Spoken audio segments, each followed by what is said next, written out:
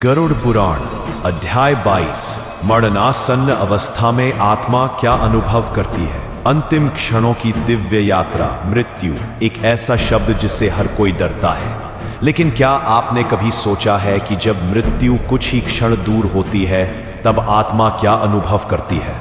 गरुड़ पुराण कहता है मृत्यु के अंतिम क्षण सबसे पवित्र होते हैं, क्योंकि तब आत्मा और ईश्वर के बीच की दूरी मिटने लगती है। जैसे ही प्राणी मरणासन्न होता है उसकी सांसें धीमी पड़ने लगती है, आंखों के आगे जीवन के दृश्य घूमने लगते हैं और आत्मा भीतर ही भीतर यात्रा शुरू कर देती है। यही क्षण होता है जब कर्मों की सबसे बड़ी गिनती शुरू होती है। गरुड़ पुराण में बताया गया है मृत्यु के समय आत्मा के पास यमदूत या दूत स्वरूप देवता आते हैं, लेकिन कौन आएगा यह आत्मा के कर्म तय करते हैं।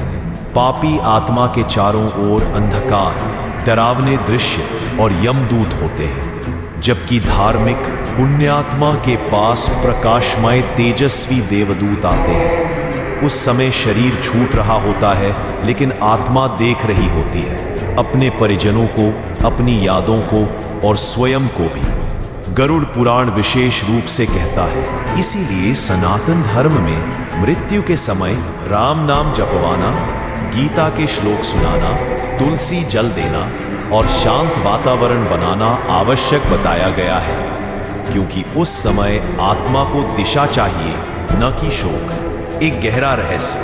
आत्माएं मरण से पहले कुछ पूर्वाभास देती हैं, जैसे किसी को बुलाना, किसी स्वजन को याद करना या ईश्वर का नाम लेना। यह आत्मा का अंतः संकेत होता है कि वह जा रही है।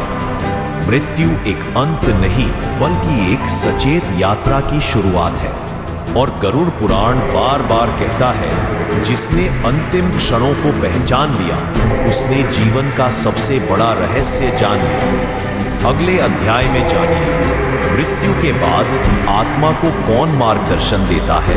यमदूत आते हैं या कोई और? क्या आत्मा अकेली जाती है या उसे कोई लेने आता है?